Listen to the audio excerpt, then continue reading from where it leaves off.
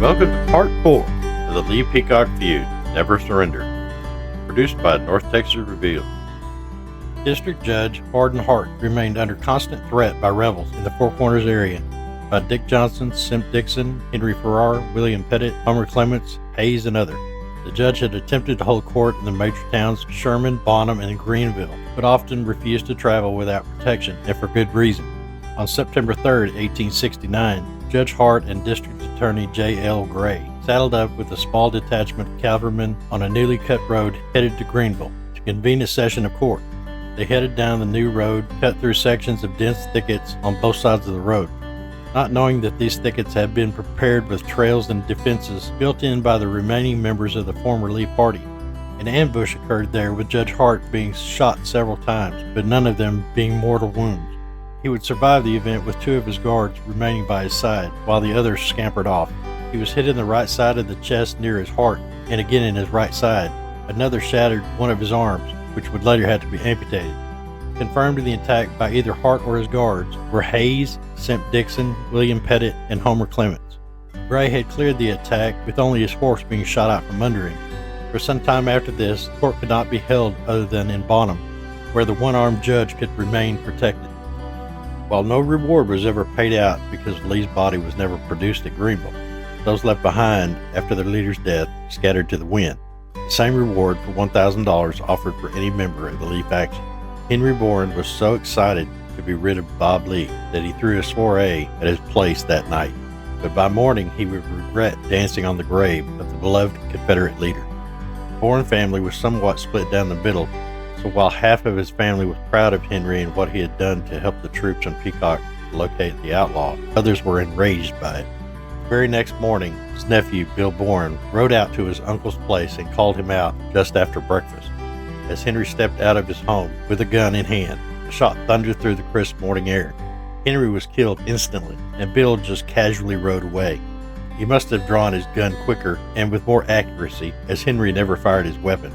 Bill disappeared for a few years, but was later baited back and killed by Henry's son, Alexander Borden. The incident between Henry and Bill Bourne sparked a family feud between the Bourne families, neither side wanting the law involved. An ambush of 3 Bournes occurred in later years, and all 3 were buried in a wagon bed in the Delaney Cemetery. Dick Johnson headed west, Simp Dixon headed south. Hayes wound up north of McKinney, apparently too ill to travel. Another man with him, Pettit, dropped off the sick man at the home of Mr. Fields and went into McKinney to seek a doctor. Mr. Fields cared for the man until the doctor arrived with medicine, and by morning the man was feeling much better, but still convalescing in bed. As the family sat down to breakfast, they heard a pistol shot. Hayes had shot himself in the head. Apparently the reward offered to the public was weighing heavily on the mind of Hayes, and in his desperate state chose to exit on his own terms. Lee men were dropping like flies. Of the belongings left behind by Hayes was Judge Hart's hat and a pair of ivory-covered Colts that had once belonged to a Federal soldier. Those left behind were struggling to maintain what they had and feeling very oppressed. The military announced that the murder rate in Texas was averaging 1.5 per day in 1869, an alarming rate for sure.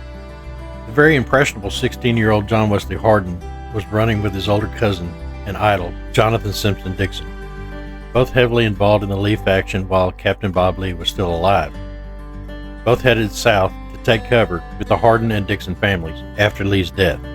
Simp had adopted an alias in the southern region, though his friends still called him Dixie.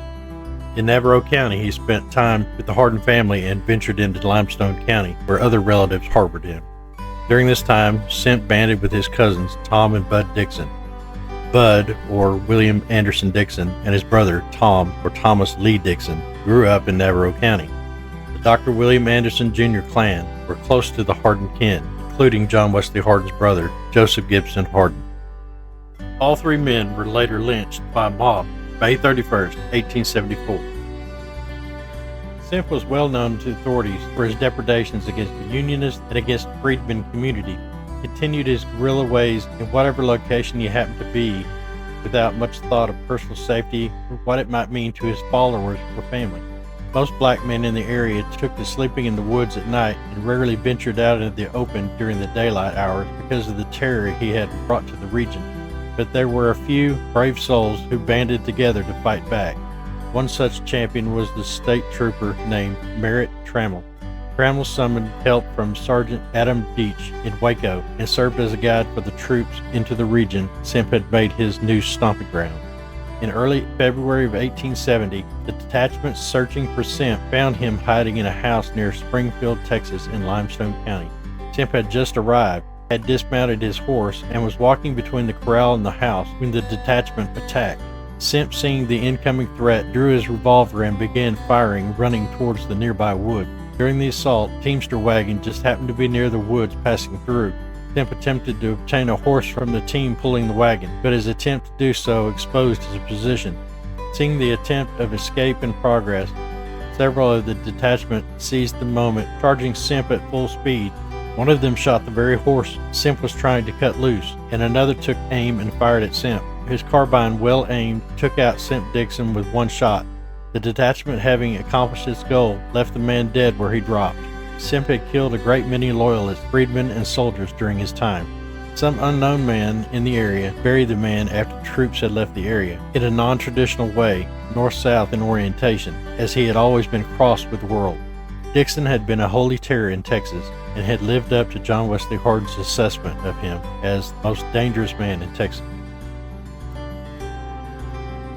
An area grove with blackjack oak trees near the Hopkins-Hunt County line was a destination unto itself along the trails, places like Jefferson City and others, a place where the travelers often took cover from the high Texas heat of the summer. In February of 1870, it became the location of Charlie Dixon's death.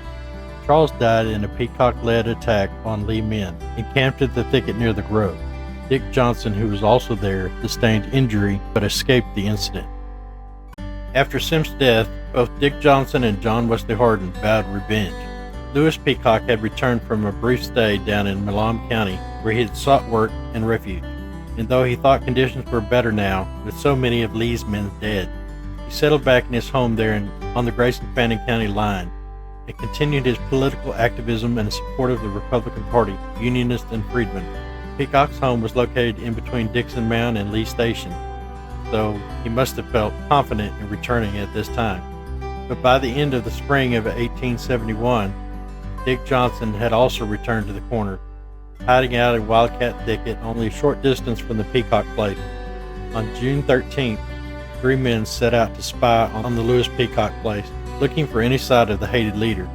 Joe Parker, Dick Johnson, and another man, thought to be either Mace Bowman or John Wesley Hardin, sat in hidden locations to watch for any sign of activity. He was spotted, and the 3 men set up an ambush there at his home for the next morning. As Peacock arose that morning, he went out to the back porch, perhaps to get firewood or go to the outhouse. For whatever reason, he did not take a weapon with him. Gun blast rang out from the 3 men cutting Peacock to smithereen.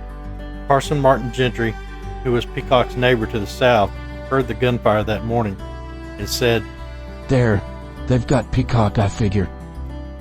Gentry then heard voices outside and heard the words, "Hello, hello in there."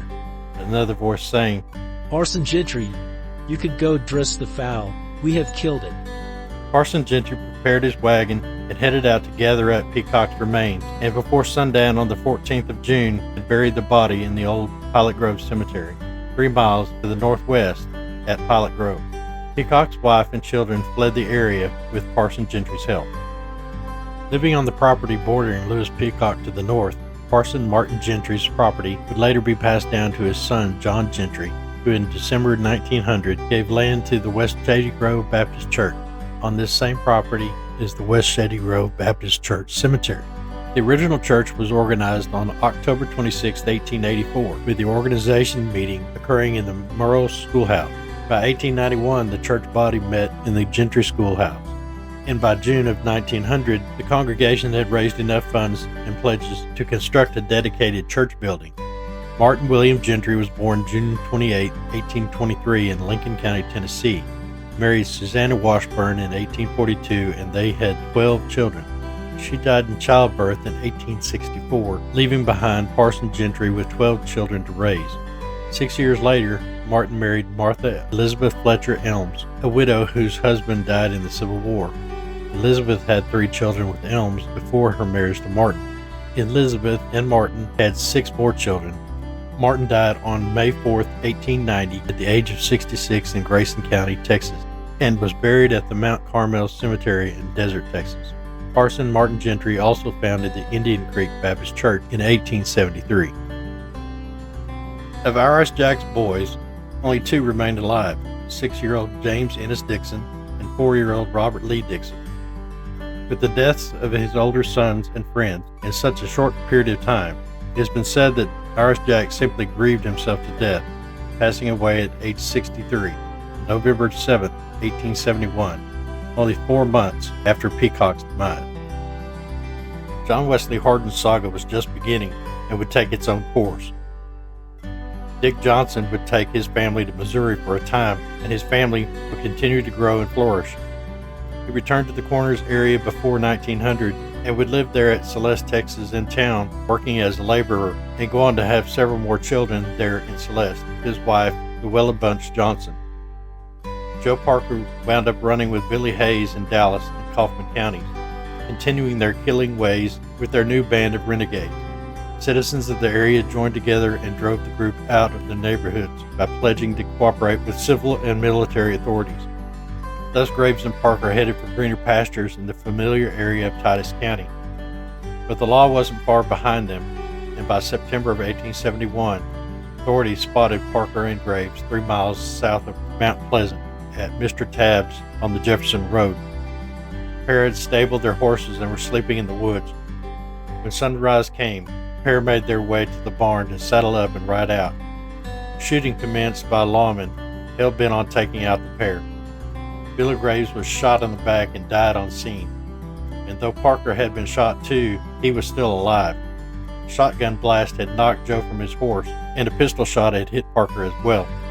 Lying on his back on the ground, he thought he was a goner and made a dying confession saying, "Boys, you've killed the bravest man in Texas." The men in the posse were Henry R. Miller, William Whittle, and Mr. Hamilton of Titus County, and Lem Ernest of Fannin County and Townsend of Rockwall County.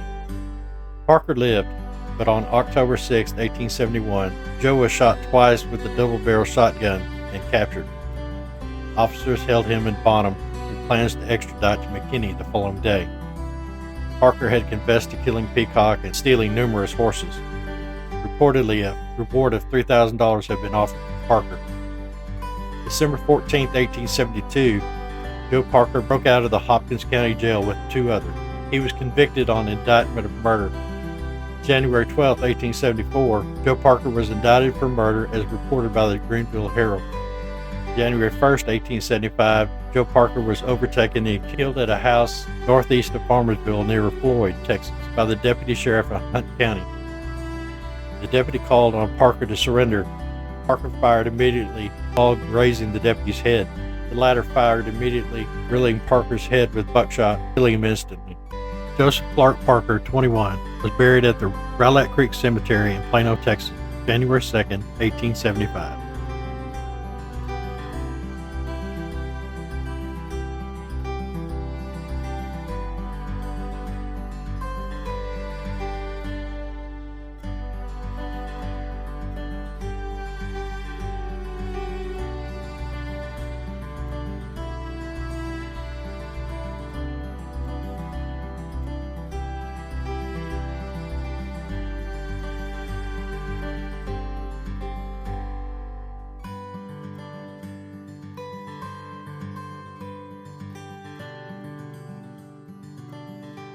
Thanks for watching, and remember to like and subscribe.